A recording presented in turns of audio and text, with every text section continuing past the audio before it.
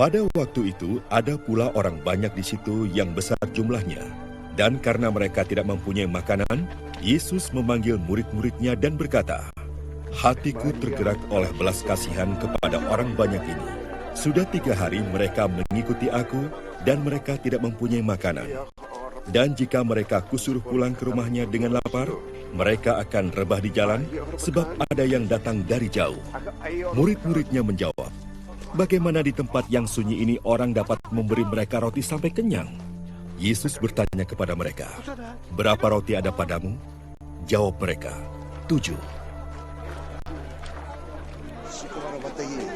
Lalu ia menyuruh orang banyak itu duduk di tanah.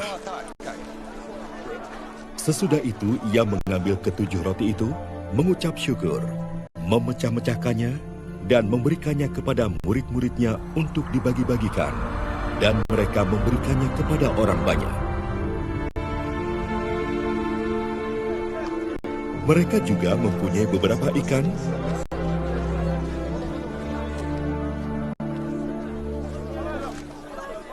dan sesudah mengucap berkat atasnya, ia menyuruh supaya ikan itu juga dibagi-bagikan.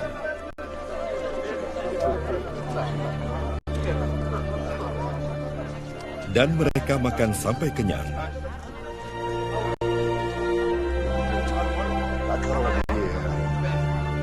Kemudian orang mengumpulkan potongan-potongan roti yang sisa sebanyak 7 bakul. Mereka itu ada kira-kira 4.000 orang. Lalu Yesus menyuruh mereka pulang. Ia segera naik ke perahu dengan murid-muridnya dan bertolak ke daerah Dalmanuta. Dalam perikop Injil hari ini, Yesus berkata, "Hatiku tergerak oleh belas kasihan kepada orang banyak ini. Sudah 3 hari mereka mengikuti aku, dan mereka tidak mempunyai makanan.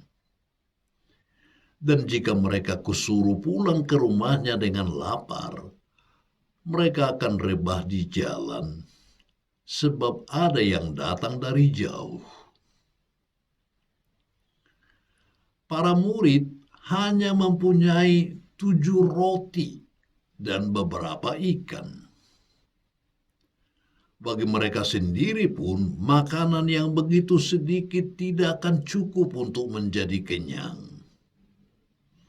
Bagaimana pula mereka dapat memberi makan ribuan orang di tempat sepi yang jauh dari kota atau perkampungan seperti ini? Jalan pikiran para murid ialah bahwa mereka hanya memiliki sedikit, sehingga tidak akan cukup bagi banyak orang. Jalan pikiran Yesus lain sekali. Kalian mau memberi atau tidak?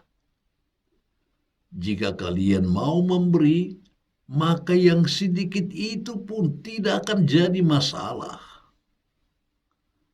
Yesus mempertegas, apakah ada kemauan untuk memberi, kemauan untuk berbagi, kemauan untuk sama-sama menikmati kekurangan.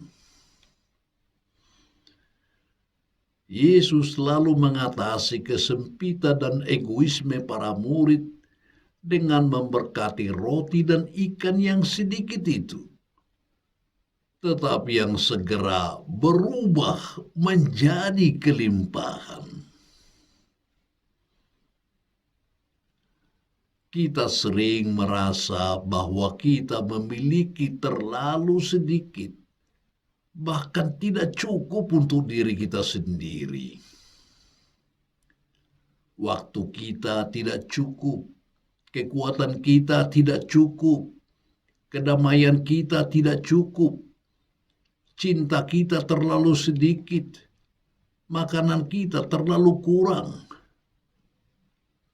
Kita lalu berpegang erat-erat pada apa yang kita miliki, karena mengetahui bahwa milik kita itu tidak cukup dan kita akan kekurangan. Padahal terdapat sejumlah besar orang yang lapar, dunia yang lapar di sekeliling kita. Apa yang dapat kita lakukan? Kita berpikir seperti para murid, bahwa sebaiknya mereka itu disuruh pulang. Tidak ada jalan lain. Ketika saya sangat sibuk dan berbagai hal harus saya lakukan, ketika saya ketiadaan waktu, seseorang datang dan berkata, "Aku membutuhkan sebagian waktumu, biarkanlah aku mengganggumu." Ketika saya cemas karena takut sakit dan ditimpa bermacam-macam masalah, ketika saya berada di pinggir tubir dan gelisah, seorang ibu datang kepada saya dan berkata, "Dengarlah ceritaku, masalahku, berilah aku kedamaian." Ketika saya tidak dapat melihat lagi bagaimana saya harus membereskan segala sesuatu secara seimbang, ketika kewajiban-kewajibanku menghabiskan seluruh tenaga, seseorang datang kepada saya dan berkata, "Bantulah aku, berilah sesuatu kepadaku." Kita dapat mengirim mereka pulang. Kita dapat menimbun sedikit yang kita miliki untuk diri kita sendiri. Tetapi hanya yang sedikit itu yang akan tetap ada pada kita. Tidak akan ada perbanyakan roti. Tidak akan ada mukjizat. Tidak akan pernah cukup, walaupun hanya untuk diri kita sendiri saja. Mengapa ada orang miskin, kekurangan gizi, kelaparan, lalu mati karena tidak mendapatkan makanan seperti kita lihat di televisi? Jawabannya adalah karena sesama mereka manusia tidak bersedia berbagi, tidak rela memberi, dan selalu berpikir seperti para murid, bahwa kami hanya mempunyai sedikit. Oleh pikiran egoistis seperti inilah, maka terjadi ketidakseimbangan ekonomis dan ketidakadilan sosial. Orang-orang kaya selalu merasa memiliki sedikit, sehingga mereka terus menimbun kekayaan dan tidak rela memberikan sedikit pun bagi sesamanya yang kekurangan. Negara-negara kaya selalu merasa bahwa negerinya belum makmur dan sejahtera, maka terus-menerus mengeksploitasi negara-negara miskin di dunia ketiga. Yesus menginginkan agar setiap pengikutnya tidak mengekspos kesedikitan yang dialaminya. Karena memang manusia tidak akan pernah merasa cukup. Kita perlu mengakui dan membawa yang sedikit itu kepada Yesus agar didoakan, diberkati, dan lalu akan berlimpah ruah. Kalau harta kita yang sedikit itu pun bisa menjadi berlipat ganda karena kita tunjukkan kepada Yesus, apalagi kalau harta kita banyak. Kalau kita perlihatkan kepada Yesus harta kita yang banyak untuk diberkatinya, bukankah akan lebih besar lagi lipat gandanya?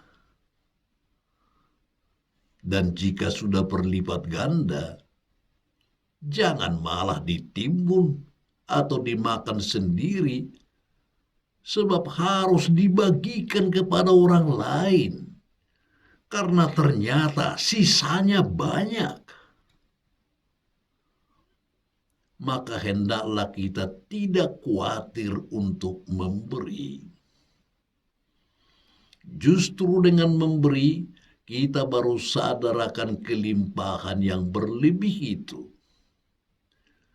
Sedangkan jika kita tetap merasa kurang dan hanya mau memikirkan diri sendiri, maka kita tidak akan pernah merasa ada yang sisa, sehingga akan tetap cemas dan tidak bahagia.